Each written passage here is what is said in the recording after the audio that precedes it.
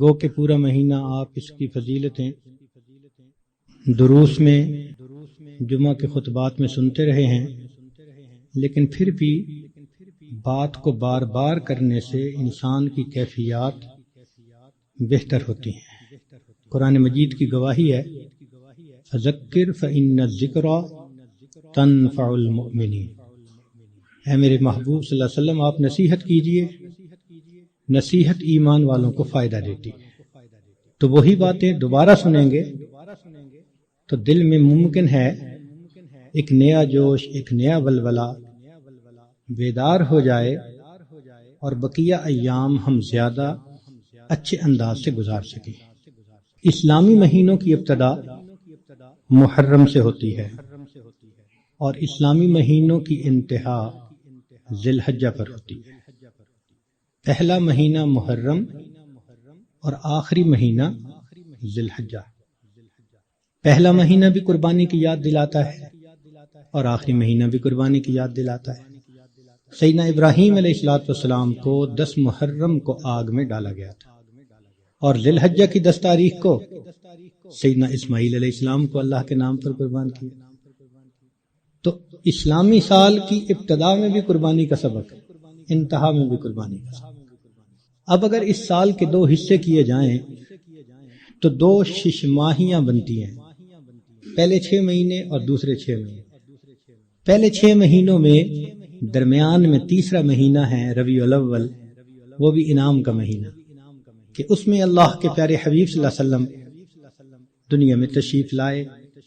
اللہ رب العزت نے انسان کو بے شمار نعمتیں دی، احسان نے جتایا، آنکھیں دیں، زبان دی، دماغ دیا، سماعت دی، کھانے پینے کو کیا کیا نعمتیں دی، پانی دیا، ہوا دی، رہنے سہنے کو گھر دیا، مگر احسان نے جتایا۔ انسان کی خاطر زمین بنائی، آسمان بنایا، احسان نے جتایا۔ ایک نعمت ایسی تھی کہ اللہ رب العزت نے جب وہ عطا کی تو اس کو عطا فرماتے ہوئے اللہ نے احسان بھی جتلایا۔ فرمایا لقد من اللہ علی المؤمنین اذ بعث فیہم رسولا۔ تحقیق اللہ نے ایمان والوں پر احسان فرمایا۔ تو پہلے ششماہی میں ربیع الاول کا مہینہ تیسرا انعام ملا اس امت کو، اور دوسری ششماہی میں 9واں مہینہ رمضان کا مہینہ، یہ بھی اللہ کی طرف سے انعام۔ جتنی آسمانی کتابیں اتاری گئیں رمضان مبارک میں، تو یہ مہینہ رحمتوں کا، برکتوں کا، مغفرت کا مہینہ ہے۔ چنانچہ رمضان کا لفظ را، میم اور ضاد 3 حرفوں سے بنا، اس کے معنی ہیں جلنے اور جلانے کے۔ اس کو رمضان کیوں کہتے ہیں؟ لِأَنَّهُ يَرْمَزُ الذُّنُوبِ، اس لیے کہ یہ مہینہ انسان کے گناہوں کو جلا دیا کرتا ہے، جیسے آگ کسی چیز کو جلا کے ختم کر دیتی ہے، یہ مہینہ بھی مومن کے گناہوں کے نام و نشان کو مٹا دیتا ہے۔ زمین اگر ناپاک ہو تو ایک طریقہ تو یہ ہے کہ اتنی بارش برسے کہ ساری گندگی بہہ جائے، اب جب زمین دوبارہ خشک ہوگی تو پاک کہلائے گی۔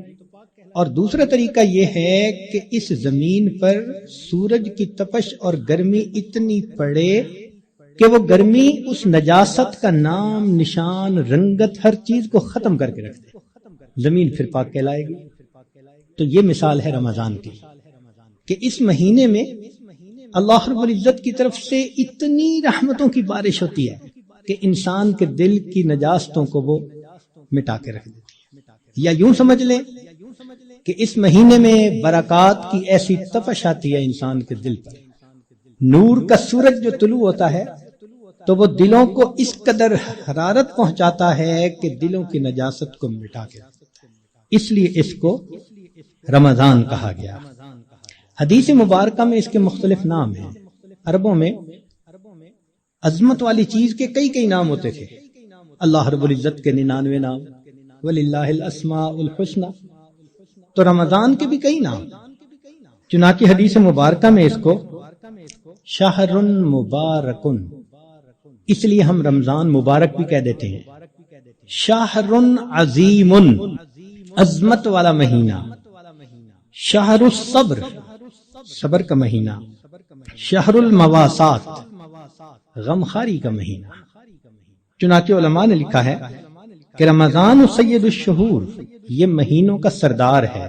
فیہ بدأ نزول القرآن، اس میں ہی قرآن مجید نازل ہوا۔ اس کی 27 تاریخ کو، رمضان کی 27 تاریخ کو لوح محفوظ پر آسمان دنیا پر نازل کر دیا گیا۔ پھر وہاں سے 23 سال کے عرصہ میں آہستہ آہستہ آہستہ آہستہ آیات کو نبی علیہ السلام پر اتارا گیا۔ تفسیر طبری میں قتادہ رضی اللہ تعالی عنہ کی روایت ہے، فرماتے ہیں ان اللہ اصطفیٰ صفایا من خلقہ، اصطفیٰ من الملائکۃ رسلا ومن الناس واصطفیٰ من الکلام ذکرہ۔ اللہ تعالیٰ نے انسانوں میں، فرشتوں میں بعض کو چن لیا ہے، ان کو فضیلت بخش دی ہے۔ کلام میں اللہ نے اپنے ذکر کو، اپنی یاد کو پسند فرما لیا۔ واصطفیٰ من الارض مساجدا، اور زمین کے ٹکڑوں میں سے جو مساجد جہاں بنی ہے ان مساجد کو اللہ نے چن لیا۔ واصطفیٰ من الشہور رمضان، اور مہینوں میں سے اللہ نے رمضان کو چن لیا۔ واصطفیٰ من الایام یوم الجمعہ، دنوں میں اللہ تعالیٰ نے جمعہ کے دن کو چن لیا۔ واصطفیٰ من اللیالی لیلۃ القدر، اور راتوں میں اللہ تعالیٰ نے لیلۃ القدر کو چن لیا۔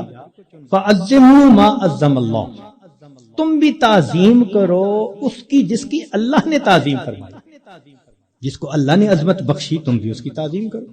چنانچہ تفسیر در منصور میں علامہ سیوطی رحمۃ اللہ علیہ فرماتے ہیں، کعب رضی اللہ تعالیٰ عنہ سے روایت کہ ان اللہ اختار ساعات اللیل والنہار فجعل منہن صلاۃ المکتوبہ، اللہ تعالیٰ نے دن رات میں سے کچھ اوقات کو پسند کیا، ان میں 5 نمازوں کو فرض فرما دیا۔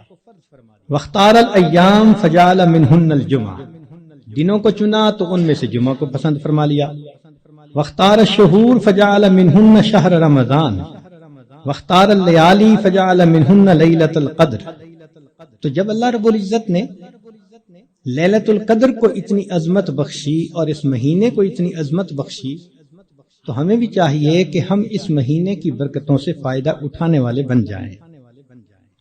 چنانچہ علامہ طبرانی رحمۃ اللہ علیہ مجموع الزوائد میں سید الشہور شہر رمضان و سید الایام یوم الجمعہ، نبی علیہ السلام اس مہینے کا انتظار فرماتے تھے۔ اس مہینے کی فضیلت کے لیے یہ کتنا عجیب پوائنٹ ہے کہ اللہ رب العزت کے پیارے حبیب صلی اللہ علیہ وسلم اس مہینے کا انتظار فرماتے، دعا فرماتے تھے، اللہم بارک لنا فی رجب و شعبان و بلغنا رمضان، اے اللہ ہمیں رجب اور شعبان میں برکت عطا فرما اور بخیریت ہمیں رمضان تک پہنچا۔ انسان وش کرتا ہے نا تو کسی بہت بڑی نعمت کے لیے وش کرتا ہے۔ اللہ کے حبیب صلی اللہ علیہ وسلم 2 مہینے پہلے سے دعا مانگتے تھے۔ جب بڑے کسی چیز کو بڑا کہیں تو واقعی بڑی ہوتی ہے۔ اللہ کے پیارے حبیب صلی اللہ علیہ وسلم نے اس مہینوں کو شہر عظیم کہا، بڑا مہینہ۔ چنانچہ مسلم شریف میں ابو ہریرہ رضی اللہ عنہ سے روایت ہے کہ الصلوات الخمس والجمعۃ الی الجمعۃ ورمضان الی رمضان مکفرات ما بینہن اذا اجتنبت الکبائر، اگر کبائر سے بچا جائے تو جمعے سے جمعہ 5 نمازیں اور ایک رمضان سے دوسرے رمضان تک کے جتنے گناہ ہوتے ہیں وہ سارے کے سارے اللہ تعالیٰ معاف فرما دیتا ہے۔ چنانچہ کنز المال میں لکھا ہے کہ اذا سلمت الجمعہ تو سلمت الایام، جمعہ اگر اچھے انداز سے کسی نے گزار لیا تو باقی دن بھی اس کے اچھے گزر جائیں گے۔ وَإِذَا سَلِمَ رَمَضَانُ سَلِمَتِ السَّنَةُ، اور جس نے رمضان اچھے انداز سے گزار دیا آنے والا پورا سال اس کا اچھا گزار دیا جائے گا۔ امام ربانی مجدد ثانی رحمۃ اللہ علیہ اپنے مکتوبات میں فرماتے ہیں کہ یہ رمضان کا مہینہ آنے والے سال کا ایک نمونہ ہوتا ہے۔ جس انداز سے بندہ گزارتا ہے اللہ تعالیٰ بقیہ سال انہی اعمال کی توفیق عطا فرما دیتا ہے۔ مثال کے طور پہ ایک نوجوان اگر چاہتا ہے کہ میں اپنی آنکھوں کا پرہیز کروں، غیر محرم سے اپنی آنکھوں کو بچاؤں، تو وہ رمضان میں اس کی مشق کر لے۔ اگر پورا رمضان غیر محرم سے نظر بچا لی، بقیہ پورا سال اللہ اس کو توفیق عطا فرما دے گا۔ آپ پورا رمضان تہجد کی پابندی کر لیجئے، تلاوت کی، اعمال کی پابندی کر لیجئے، اور پھر دیکھیے بقیہ پورا سال وہ کام کس طرح آسان ہو جاتے ہیں، اللہ تعالیٰ توفیق دے دیتے ہیں اس بندے کو۔ اس لیے ہمارے اکابر رمضان کو بہت اہتمام کے ساتھ گزارتے تھے، بلکہ بخاری شریف کی روایت ہے کہ ایک صحابیہ حج پہ جانا چاہتی تھی، خاوند نے نہ کر دی۔ پوچھا بھی کیوں؟ اس نے کہا سواری نہیں ہے۔ اس نے کہا فلاں اونٹ تو ہے۔ اس نے کہا وہ میں نے صدقے کی نیت کر لی، اب وہ میرا نہیں، وہ اللہ کا ہے، اب میں تمہیں نہیں لے کے جا سکتا۔ خاموش ہو گئی۔ خاوند جفت کر کے واپس آیا تو وہ عورت نبی علیہ السلام کی خدمت میں حاضر ہوئی۔ اے اللہ کے حبیب صلی اللہ علیہ وسلم، میرا بڑا جی چاہتا تھا میں حج کروں، مگر میرے خاوند نے کہا کہ سواری نہیں، اور میں نے صدقے کا اونٹ تھا بتایا تو اس نے کہا میں اس کو نہیں استعمال کر سکتا۔ تو نبی علیہ السلام نے پہلے تو خاوند کو سمجھایا کہ دیکھو یہ حج کا عمل بھی اللہ کے راستے میں جانے والا عمل تھا، تم اگر اس اونٹ پر اس کو یہ حج کروا دیتے تو اس میں کوئی حرج نہیں تھا، مگر ساتھ ہی یہ فرما دیا اس عورت کو کہ اچھا اب تم رمضان میں عمرہ کر لینا، اللہ تعالیٰ تمہیں میرے ساتھ حج کرنے کا ثواب عطا فرمائے۔ یہ بخاری شریف کی بات۔ تو رمضان مبارک کو اللہ رب العزت نے ایسی فضیلت عطا فرمائی۔ چنانچہ کنز المال میں ہے کہ اذا کان اول لیلۃ من شہر رمضان صفدت الشیاطین ومردت الجن، کہ جب رمضان کی پہلی رات آتی ہے تو شیاطین، سرکش جن، ان کو قید کر دیا جاتا ہے، باندھ دیا جاتا ہے۔ خبردار میرے پیارے حبیب صلی اللہ علیہ وسلم کے امتیوں کے روزوں کو تم خراب نہ کر سکو، تو شیاطین کو باندھ دیا جاتا ہے۔ وغلقت ابواب النار فلم یفتح منہا باب، جہنم کے سارے دروازے بند کر دیے جاتے ہیں، پورا رمضان بند رہتے ہیں۔ وفتحت ابواب الجنت فلم یغلق منہا باب، اور جنت کے سارے دروازے کھول دیے جاتے ہیں اور ان دروازوں کو پورا مہینہ بند نہیں کیا جاتا۔ سبحان اللہ۔ اللہ رب العزت اس مہینے میں جنت کی سیل لگاتے ہیں۔ وَيُنَادِي مُنَادٍ كُلَّ لَيْلَةٍ، اور ایک ندا دینے والا فرشتہ ہر رات یہ ندا دیتا ہے، یا باغی الخیر اقبل، اے نیکی کے متلاشی آگے بڑھ۔ ابتغاء سے ہے یہ لفظ، باغی الخیر۔ وَيَا باغی الشر اقصر، اے برائی کے تلاش کرنے والے تھم جا، رک جا۔ وَلِلَّهِ عُتَقَاءً مِّنَ النَّارِ وَذَلِكَ كُلَّ لَيْلَةٍ، ہر رات میں اللہ تعالیٰ جہنم سے جہنمیوں کو بری فرما دیتے۔ اب یہاں طالب علم کے ذہن میں ایک سوال پیدا ہوتا ہے کہ رمضان مبارک میں شیاطین تو قید ہو گئے، پھر کیوں برائیاں ہوتی ہیں، غفلتیں ہوتی ہیں؟ تو علماء نے اس کے کئی جواب دیے۔ ایک جواب تو انہوں نے دیا بھئی بڑے شیاطین تو قید ہو گئے، اب چھوٹے شتونگڑے بھی تو ہیں، اور ہم اتنے غافل کہ شتونگڑے ہی کام دکھا جاتے ہیں۔ دوسرا علماء نے یہ کہا کہ شیطان کی وجہ سے نفس کے اندر اتنی خباثت آ جاتی ہے کہ شیطان اگر باندھ بھی دیا جاتا ہے تو نفس اس کا کارندہ بنا رہتا ہے، وہ انسان کو گناہوں پر اکسائے رکھتا ہے۔ یا برے دوست ہوتے ہیں، یار بد، ان کی وجہ سے انسان رمضان میں بھی نیکی پر نہیں آتا۔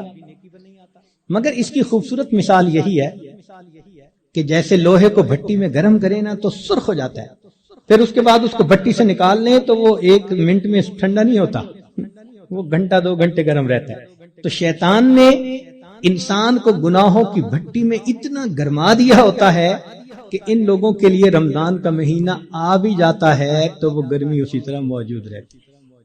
نبی علیہ السلام نے ارشاد فرمایا، من وافق موتہ عند القضاء رمضان دخل الجنہ، جس بندے کو رمضان المبارک کے اندر موت آ گئی، اللہ تعالیٰ اس کو جنت کے اندر داخل فرما دیتے ہیں۔ سیدہ عائشہ صدیقہ رضی اللہ تعالیٰ عنہ فرماتی ہیں کہ کان رسول اللہ صلی اللہ علیہ وسلم یجتہد فی رمضان ما لا یجتہد فی غیرہ، مسلم شریف کی روایت کہ رمضان المبارک میں نبی علیہ السلام عبادات میں اتنی محنت فرماتے تھے، مشقت اٹھاتے تھے کہ رمضان کے علاوہ کسی اور مہینے میں اس قدر محنت نہیں فرماتے۔ اس سے معلوم ہوا کہ خاص اہتمام فرماتے تھے۔ ایک اور روایت ہے بہقی کی، سیدہ عائشہ صدیقہ عنہا فرماتی ہیں کہ کان رسول اللہ صلی اللہ علیہ وسلم اذا دخل رمضان، کہ جب رمضان کا مہینہ آتا تھا، شد من ازرہ، نبی علیہ السلام اپنی تہبند کو کس کے باندھ لیتے تھے، ثم لم یأت فراشہ حتی ینسلخ، پھر پورا مہینہ گزرنے تک اپنے بستر پر واپس نہیں آیا کرتے تھے، اس لیے کہ وہ رمضان کی برکات سے واقف تھے، جانتے تھے۔ بہقی کی شریف کی ایک اور روایت ہے، کان اذا دخل رمضان تغیر لونہ، کہ جب رمضان کا مہینہ آتا تھا نبی علیہ السلام کا چہرے کا رنگ بدل جاتا تھا۔ اللہ اکبر کبیرہ۔ وکثرت صلاتہ، اور نبی علیہ السلام نماز نفل کثرت کے ساتھ پڑھتے تھے۔ وابتہل فی الدعاء واشفق لونہ، اور اپنی دعا میں اتنے اللہ کے سامنے عاجزی کرتے تھے کہ آپ صلی اللہ علیہ وسلم کا چہرہ انور سرخ ہو جایا کرتا تھا۔ اللہ اکبر۔ چنانچہ ایک حدیث مبارکہ میں ہے، سلمان فارسی رضی اللہ عنہ اس کی روایت فرماتے ہیں کہ خطبنا رسول اللہ صلی اللہ علیہ وسلم فی آخر یوم من شعبان فقال، نبی علیہ السلام نے فرمایا، یا ایھا الناس قد اضلکم شہر عظیم مبارک، اے لوگو تمہارے اوپر ایک بڑا مہینہ برکت والا آ گیا ہے، شہر فیہ لیلۃ خیر من الف شہر، ایسا مہینہ کہ جس میں ایک رات ہے جو 1000 مہینوں کی عبادت سے بھی زیادہ افضل ہے۔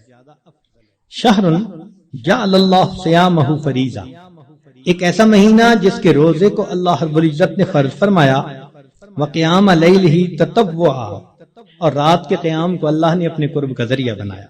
من تقرب فیہ بخصلۃ من الخیر کان کمن ادى فریضۃ فیما سوا، جس نے رمضان میں نفل عمل کیا ایسے اجر ملے گا جیسے رمضان کے علاوہ اس نے کسی فرض کے اوپر عمل کیا تھا۔ ومن ادى فریضۃ فیہ کان کمن ادى 70 فریضۃ فیما سوا، جس نے ایک فرض پر عمل کیا اس کو 70 فرض جو غیر رمضان میں ہوتے ہیں اس کے برابر اجر عطا کیا جاتا ہے۔ یہاں سے معلوم ہوا کہ اللہ رب العزت رمضان مبارک میں انسان کے اعمال کا ریٹ 70 گنا بڑھا دیتے ہیں، ملٹیپلائی، سبحان اللہ۔ ایک ایک عمل کو دنیا ریٹ انکریز کرتی ہے تو 10% اور 20%، 10واں حصہ 20واں حصہ، اللہ تعالیٰ ریٹ بڑھاتے ہیں تو کیا 70 گنا، 70 سے ضرب دے دی، اس لیے کہ وہ شہنشاہ حقیقی ہے، وہ اپنے بندوں کو اتنا اجر دینا چاہتا ہے کہ ان کے گناہوں کی ظلمتیں ختم ہو جائیں۔ تو ایسے وقت میں ہمیں بھی چاہیے کہ ہم اپنے اعمال اللہ رب العزت کے حضور پیش کریں۔ چنانچہ نبی علیہ السلام نے ارشاد فرمایا، هو شہر الصبر والصبر ثوابہ الجنہ، یہ صبر کا مہینہ ہے اور صبر کا بدلہ جنت ہے۔ وہ شہر المواسات، غمخاری کا مہینہ، سبحان اللہ۔ چنانچہ اسی حدیث میں آگے نبی علیہ السلام نے ارشاد فرمایا کہ اولہ رحمت، اس مہینے کے پہلے 10 دن رحمت، واوسطہ مغفرۃ، درمیان کے 10 دن مغفرت کے، وآخرہ عتق من النار، اور آخری 10 دن آگ سے آزادی کے۔ وہ کیسے؟ علماء نے اس کی بہترین تفسیر یوں کی کہ کچھ وہ لوگ ہوتے ہیں کہ جو پہلے سے ہی نیکوکاری کی زندگی گزارنے والے ہوتے ہیں، گناہوں سے بچتے ہیں، تقوی طہارت کی زندگی گزارتے ہیں، تو ان کے لیے تو رمضان رحمت کی خوشخبری بن کے آتا ہے، تو پہلے 10 دن میں ہی ان کے درجے بلند ہو جاتے ہیں۔ اور کچھ ایسے بھی ہوتے ہیں کبھی نیکی کر لی کبھی خطا کر بیٹھے، تو ایسے لوگ جب رمضان کے پہلے 10 دن گزار لیتے ہیں تو اس میں ان کے جو گناہوں کی ظلمت ہوتی ہے اس کو اللہ تعالیٰ ختم کر دیتے ہیں۔ چنانچہ اوسطہ مغفرۃ، ان کے لیے درمیانی 10 دن مغفرت کا پیغام بن جاتے ہیں۔ اور کچھ بہت زیادہ غفلت میں رہنے والے، اگر 10 دن سے ان کا کام نہیں بنا تو 20 دن سے ان کا کام بن جاتا ہے۔ چنانچہ جب 20 دن کی برکتیں ان کے دل کو دھو دیتی ہیں تو آخرہ عتق من النار، آخری عشرہ ان کے لیے بھی آگ سے آزادی کا عشرہ بن جاتا ہے۔ معلوم ہوا کہ اس مہینے میں تھوڑا غافل ہو یا زیادہ غافل، ہر بندے کی مغفرت کا اللہ تعالیٰ انتظام فرماتے ہیں۔ ہاں، بندے کو خود کوشش کرنی چاہیے۔ اگر کوئی آدمی خود ہی بے توجہ بن کر زندگی گزارے اور رمضان کا احترام ہی نہ کرے تو وہ تو پھر اپنا قصور ہے نا، ورنہ یہ اس کو احساس ہو گیا کہ مجھے رمضان مبارک کے اس مہینے میں اللہ کا قرب حاصل کرنا ہے، اس مہینے کی برکتیں اتنی ہیں کہ ایک لمحے کی برکت انسان کو ولی بنانے کے لیے کافی ہے۔ امام ربانی مجدد ثانی رحمۃ اللہ علیہ فرماتے ہیں مکتوبات میں کہ اے کاش پورے سال کی برکتوں کو رمضان المبارک کی برکتوں کے ساتھ وہ نسبت ہوتی جو ایک دریا کو سمندر کے ساتھ ہوتی ہے، مگر وہ بھی نہیں ہے۔ اس مہینے کی برکتیں اتنی زیادہ ہیں، اللہ اکبر کبیرہ۔ چنانچہ نبی علیہ السلام نے ارشاد فرمایا کہ وَاسْتَكْثِرُوا فِيهِ مِنْ 4 خصال، 4 اعمال اس مہینے میں زیادہ کرو۔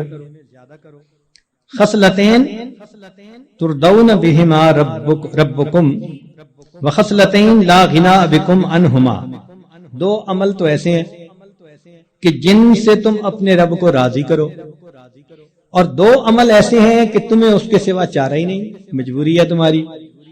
اللہ تعالی تردون بہما ربکم، وہ 2 باتیں کہ جس کو ذریعے تم اپنے رب کو راضی کرو، فشہادت اللہ الہ الا اللہ وتستغفرونہ، یعنی کلمے کا ورد زیادہ کرنا، تحلیل زیادہ پڑھنا اور استغفار زیادہ پڑھنا، یہ 2 عمل اس مہینے میں خاص طور پر زیادہ کرنے کی ضرورت ہے، کیونکہ اللہ کے پیارے حبیب صلی اللہ علیہ وسلم نے ارشاد فرمایا لہذا اس بات کی اہمیت دل میں اچھی طرح بٹھانی چاہیے، تو لا الہ الا اللہ کی بھی کثرت کریں، کم از کم چند 100 مرتبہ دن میں پڑھ لیا کریں، اور ہمت والے تو 1000 دفعہ 2000۔ ایسے لوگ ہیں ہر دن میں رمضان کے 10,000 مرتبہ تحلیل پڑھتے ہیں۔ اس وقت ایسے لوگ ہیں رمضان المبارک کے ہر دن میں ایک قرآن مجید کی تلاوت مکمل کرتے ہیں۔ نوجوان ہیں، کما رہے ہیں، وقت تو ایک جیسا ہے ہمارا بھی اور ان کا بھی، لیکن انہوں نے یہ محسوس کر لیا کہ اس وقت میں ہم نے اللہ کو راضی کر کے ہٹنا ہے، ان کے لیے یہ سارے کام آسان۔ تو ہم چلو چند 100 دفعہ یا 1000 دفعہ ہی لا الہ الا اللہ کا ورد کر لیا کریں، اور اگر چلتے پھرتے عادت ڈال لیں تو سبحان اللہ کئی 1000 مرتبہ کرنا بھی آسان ہے۔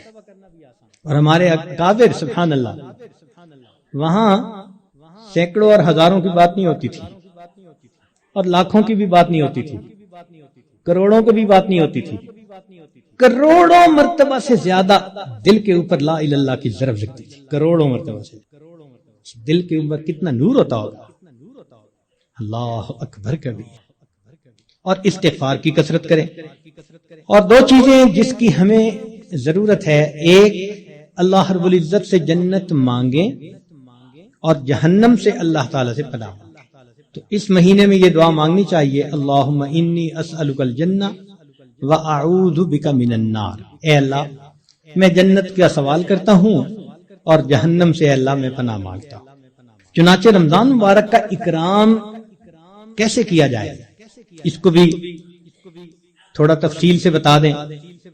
جو احترام کرنے والے ہیں وہ تو رمضان سے 2 مہینے پہلے سے ہی دعائیں مانگنی شروع کر دیتے ہیں، رمضان سے پہلے ہی گناہوں کو توبہ کر کے باطن کا غسل کر لیتے ہیں، اور پھر رمضان خوب اچھے انداز سے گزارتے ہیں۔ لیکن اب آخری عشرہ رہ گیا، اس آخری عشرے میں ہم گناہوں سے اس طرح بچیں جیسے احرام کی حالت میں حاجی محرم گناہوں سے بچا کرتا ہے۔ جو لوگ حج پر گئے ہیں نا، عمرہ پر، ان کو اچھی طرح اندازہ ہے کہ جب احرام باندھ لیتا ہے تو بالکل کیفیت ہی اور ہو جاتی ہے، پھر جنایات سے بہت بچنے کی کوشش ہوتی ہے، ہر وقت یہ احساس رہتا ہے میں محرم ہوں، احرام باندھا ہوا ہے، بالکل رمضان گزارتے ہوئے وہی کیفیت ہو، انا صائم، میں روزہ دار ہوں، رمضان کا مہینہ ہے، مجھے اس میں کوئی گناہ نہیں کرنا، چلتے پھرتے لا الہ الا اللہ کا ورد رکھیں، اور کبھی کبھی پورا کلمہ بھی پڑھیں، لا الہ الا اللہ محمد رسول اللہ۔ جتنا ممکن ہو سکے قرآن مجید کی تلاوت کریں، حتیٰ کہ 2-3 منٹ بھی اگر خالی ہیں تو اس کو خالی نہ گزرنے دیں، قرآن پاک دیکھ کر پڑھ لیں، اور اگر قرآن پاک پاس نہیں یا وضو نہیں تو جو صورتیں یاد ہیں کم از کم وہی پڑھ لیں۔ حسب استطاعت رمضان مبارک میں صدقہ و خیرات زیادہ کریں۔ سیدہ عائشہ صدیقہ رضی اللہ عنہا فرماتی ہیں کہ نبی علیہ الصلوۃ والسلام رمضان مبارک میں اپنے دونوں ہاتھ صدقے لیے کھول دیا کرتے تھے. جیسے تیز ہوا چلتی ہے اس طرح نبی علیہ الصلوۃ والسلام صدقہ پانی اللہ کے راہ پانی کی طرح پیسہ بہا دیتے تھے. تو صدقہ و خیرات زیادہ کرنا. وعد و نصیحت کی محفل میں روز بیٹھیں.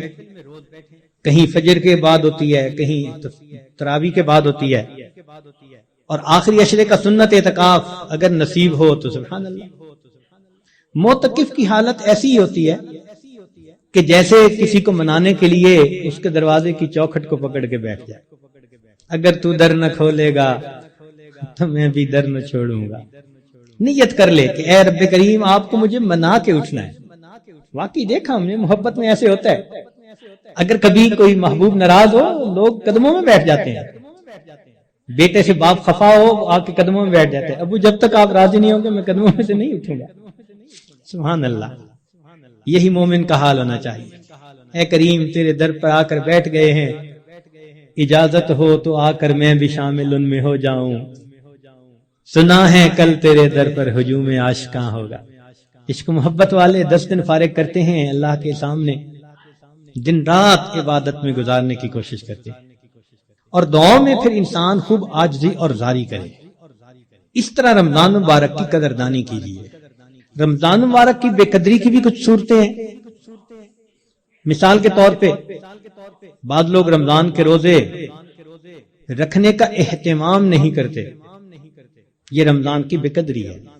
اور کئی مرتبہ سحری کھا کے سو جاتے ہیں کہ میں تھوڑی دیر ذرا آرام کر لوں, اٹھ کے فجر پڑھوں گا, اور شیطان کو نماز قضا کروانے کا موقع مل جاتا ہے.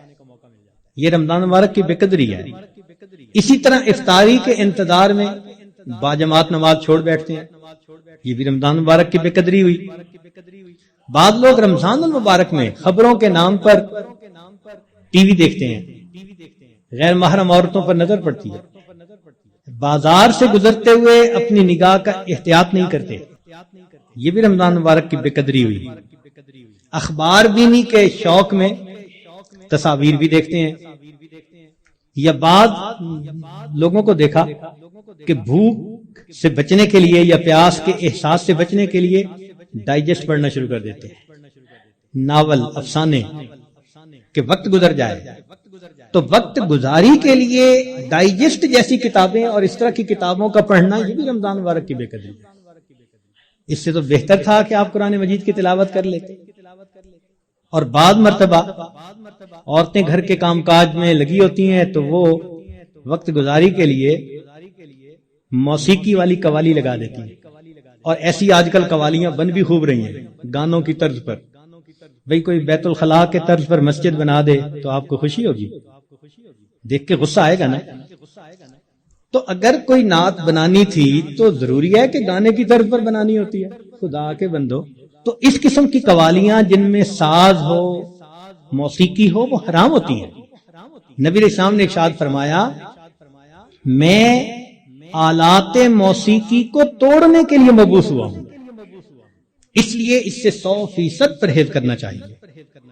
بعض نوجوان وقت گزارنے کے لیے انٹرنیٹ پہ بیٹھ جاتے ہیں, اور جو دنیا بلا کا گند ہے وہ انٹرنیٹ کے اندر موجود ہوتا ہے. یہ بھی رمضان مبارک کی بے قدری ہوئی.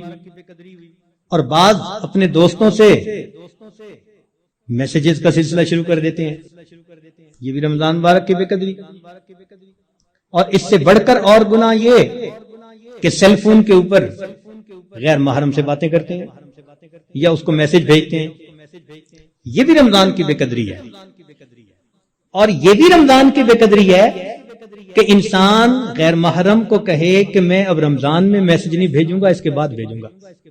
تو اس کا مطلب یہ ہوا کہ اس نے اللہ کے حکم کی تعظیم نہیں کی. تو رمضان میں ان گناہوں کو کاملاً چھوڑنا ہے, یہ نہیں کہ صرف رمضان کے لیے چھوڑنا ہے.